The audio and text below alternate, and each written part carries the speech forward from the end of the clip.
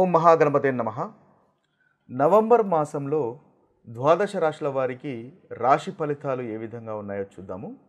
ముందుగా ఈ నవంబర్ మాసంలో ఉన్నటువంటి గ్రహస్థితిని ఒకసారి మనం గమనించినట్టయితే ఈ మాసంలో ముఖ్యంగా మనకి గురువు కర్కటక రాశిలో సంచారం చేస్తున్నాడు. అదేవిధంగా శని మీనరాశిలోను, రాహు మనకి కుంభరాశిలోను, అదేవిధంగా కేతువు సింహరాశిలో సంచారం చేస్తున్నాడు.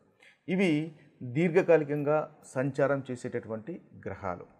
ఇక ఈ మాసంలో ముఖ్యమైనటువంటి గ్రహ మార్పును కనుక మనం చూసినట్టయితే ఈ మాసంలో శుక్రుడు ముఖ్యంగా తులారాశిలో సంచారం చేస్తున్నాడు. ఈ మాసం మొత్తము దాదాపుగా శుక్రుడు ఈ రాశిలోనే సంచారం చేస్తాడు.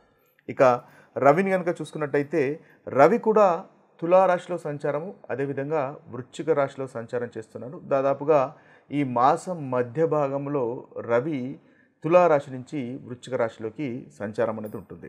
ఇక చూసినట్టయితే కుజుడు దాదాపుగా ఈ మాసం మొత్తము వృశ్చిక రాశిలోనే కుజుని యొక్క సంచారం అనేది ఉంటుంది. ఇక బుధుని యొక్క సంచారము మనకి వృశ్చిక రాశిలో ఉంటుంది. అదేవిధంగా దాదాపుగా చివరి వారంలో మనకు తులారాశిలోకి బుధుని యొక్క సంచారం ఉంటుంది. బుధుడు ఈ మాసంలో వక్రీ కూడా అవుతున్నాడు. ఇది స్థూలంగా ఈ మాసంలో ఉన్నటువంటి గ్రహస్థితి.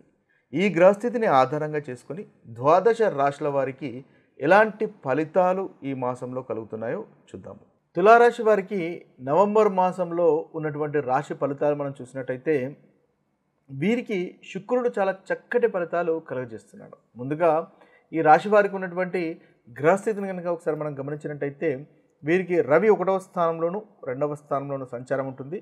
కుజుడు 2వ స్థానంలోను, శుక్రుడు 1వ స్థానంలో సంచారము, అదేవిధంగా బుధుడు 2వ స్థానంలోను 1వ స్థానంలోను సంచారం అనేది ఉంటుంది.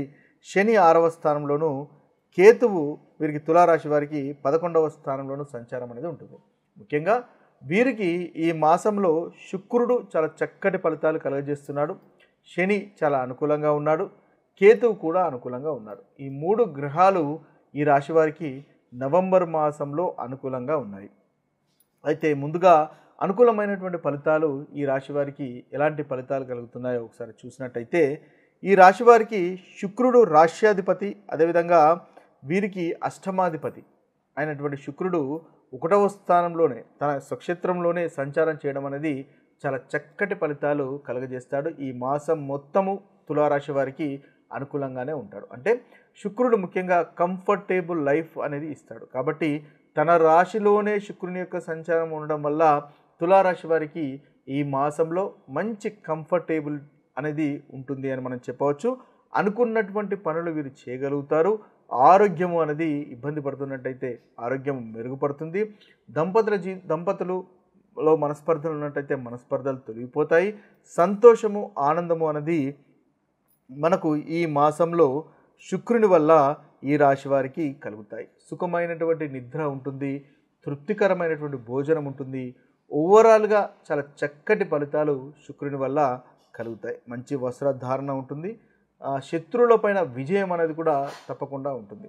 అష్టమంలో సంబంధించినటువంటి విషయాలు అంటే అనుకోకుండా ధనలాభము కలిగేటటువంటి అవకాశాలు కనిపిస్తున్నాయి. అనుకోకుండా వివాహ ప్రయత్నాలు మీకు అనుకూలంగా మారుతాయి. వివాహ ప్రయత్నాలు చేస్తున్న వారికి తప్పకుండా వివాహ ప్రయత్నాలు ఫలిస్తాయి. సంతానం గురించి చూస్తున్న వారికి ధనలాభము, సంతానం గురించి చూస్తున్న వారికి సంతానం కలుగుతుంది. ధనలాభం అనేది మీకు ఉంటుంది. అదేవిధంగా వాహన సౌఖ్యం కనిపిస్తుంది. ఇంట్లో కూడా చక్కటి తృప్తికరంగా ఉంటుంది. సుఖమైనటువంటి జీవితం అనేది మనకు ఈ తులారాశి వారికి ఈ మాసంలో కనిపిస్తుంది. ఎంజాయ్మెంట్ అనేది ఉంటుంది, ఫన్ అనేది ఉంటుంది, ఆనందం అనేది మీకు ఈ మాసంలో చక్కగా ఉంటుంది అని మనం చెప్పవచ్చు. ఎందువల్లంటే శుక్రుడు ఈ రాశి వారికి రాశ్యాధిపతి చాలా చక్కగా ఉన్నాడు. కాబట్టి అనుకూలంగా ఈ తులారాశి వారికి ఈ మాసంలో ఉంటుంది. అంతేకాకుండా శని కూడా మీకు 6వ స్థానంలో సంచారం చేస్తున్నాడు. శని 4వ అధిపతి, అదేవిధంగా 5వ అధిపతి. అంటే యోగకారకుడు, కోణాధిపతి, అదేవిధంగా కేంద్రాధిపతి అయినటువంటి శని 6వ స్థానంలో సంచారం చేస్తున్నాడు. కాబట్టి వృత్తిలో చాలా చక్కగా ఉంటుంది.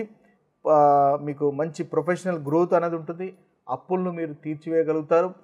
లోన్ వ్యవహారాలు ముందుకు కదులుతాయి. అంటే స్లోగా వెళ్ళినప్పటికీ లోన్ వ్యవహారాలు అనేవి మీకు సక్సెస్ఫుల్గా ఉంటాయి. శత్రువులపైన జయం అనేది ఉంటుంది. ధన రాబడి పెరుగుతుంది. అదేవిధంగా ల్యాండ్ కానీ ఇల్లు కానీ కొనడానికి మంచి సమయంగా మనం చెప్పవచ్చు. ఆరోగ్యం అనేది బాగుంటుంది.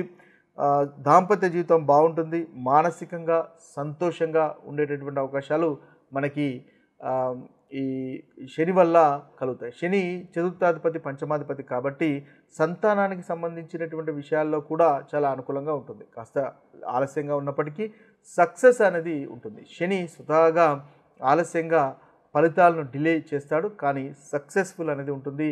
మీరు అనుకున్న దానికంటే అధికమైనటువంటి ఉత్తమమైనటువంటి ఫలితాలు ఈ శని వల్ల మనకు తులారాశి వారికి గోచరిస్తున్నాయి. వాహనానికి సంబంధించినటువంటి విషయాల్లో, ప్రాపర్టీకి సంబంధించినటువంటి ఇల్లుకు సంబంధించినటువంటి విషయాల్లో చాలా అనుకూలంగా ఉంది అని మనము చెప్పవచ్చు. అదేవిధంగా కేతువు కూడా మీకు లాభస్థానంలో సంచారం చేస్తున్నాడు. కేతు వల్ల కూడా చాలా చక్కటి ఫలితాలు కలుగుతాయి. మీకు మంచి ఆధ్యాత్మికత పెరిగేటటువంటి అవకాశాలు మనకు అధికంగా కనిపిస్తున్నాయి. బంధువులతో, స్నేహితులతో సంబంధాలు కొనసాగించండి, తద్వారా చక్కటి ఫలితాలు కలుగుతాయి. ఆరోగ్య విషయంలో కూడా మీకు అనుకూలంగా ఉంది అని మనం చెప్పవచ్చు. ఇవి స్థూలంగా తులారాశి వారికి ఉన్నటువంటి ఈ మాసంలో ఉన్నటువంటి ఉత్తమమైనటువంటి ఫలితాలు. ఇక ప్రతికూలమైనటువంటి ఫలితాలు మనం ఒకసారి చూసుకున్నట్టయితే ఈ మాసంలో వీరికి రవి అంతగా అనుకూలంగా లేడు. అదేవిధంగా కుజుడు కూడా అంతగా అనుకూలంగా కనిపించట్లేదు. అయితే తులారాశి వారికి రవి లాభాధిపతి 2వ స్థానంలోను 1వ స్థానంలోనూ సంచారం చేస్తున్నాడు. ఇక కుజుడు కూడా 2వ అధిపతి, అదేవిధంగా సప్తమాధిపతి మనకు 2వ స్థానంలో సంచారం చేస్తున్నాడు. కాబట్టి ముఖ్యంగా ధనం ఖర్చు ఉండేటటువంటి అవకాశాలు కనిపిస్తున్నాయి. 2వ స్థానంలో ధనానికి సంబంధించినటువంటి విషయం కాబట్టి ధన ఖర్చు ఉండేటటువంటి అవకాశాలు కనిపిస్తున్నాయి. కాబట్టి ఆ విషయాల్లో కాస్త జాగ్రత్తగా ఉండండి. 2వ స్థానం అనేది వాక్కుకు సంబంధించినటువంటి స్థానం కూడా కాబట్టి వాక్కు కఠినంగా ఉండకుండా చూసుకోండి. మీ యొక్క కుటుంబంలో ఉన్న వారితో సంయమనం పాటించండి, ఓపికగా ఉండండి, మృదువుగా మాట్లాడే ప్రయత్నం చేయండి. ఎందువల్లంటే 2వ స్థానంలో కుజుడు రవి 2 పాపగ్రహాల యొక్క సంచారం అనేది ఉంటుంది కాబట్టి కాస్త అగ్రెసివ్గా కఠినంగా ఉండేటటువంటి అవకాశాలు కనిపిస్తున్నాయి.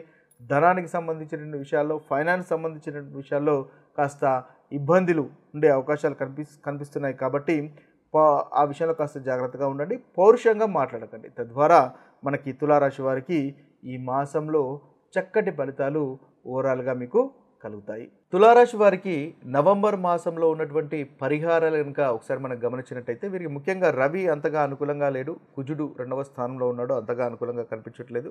బుధుని వల్ల కూడా కాస్త ఇబ్బందులు మనకు తులారాశి వారికి కనిపిస్తున్నాయి. కాబట్టి ముఖ్యంగా వీరు ప్రతిరోజు రవికి సంబంధించినటువంటి మంత్రాన్ని పఠించడం వల్ల చక్కటి ఫలితాలు కలుగుతాయి.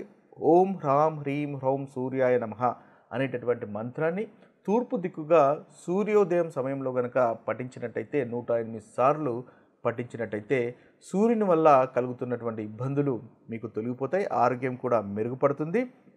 ముఖ్యంగా ఆదివారము ఉపవాసం చేసే ప్రయత్నం చేయండి. తద్వారా ఏదైతే మీకు సూర్యుడు అంటే రవి 1వ స్థానంలో హెల్త్ రిలేటెడ్ కానీ, అదేవిధంగా 2వ స్థానంలో కుటుంబానికి సంబంధించిన, ధనానికి సంబంధించినటువంటి ప్రతికూలమైనటువంటి ఫలితాలు, ఇబ్బందులు కలిగిస్తున్నాడో ఆ ఇబ్బందులు అన్నీ మనకు తొలగిపోతాయి. ముఖ్యంగా ఆదిత్య హృదయ స్తోత్రము ప్రతిరోజు పఠించండి. తద్వారా రవి వల్ల కలుగుతున్నటువంటి ప్రతికూలమైనటువంటి ఫలితాలు తొలగిపోతాయి.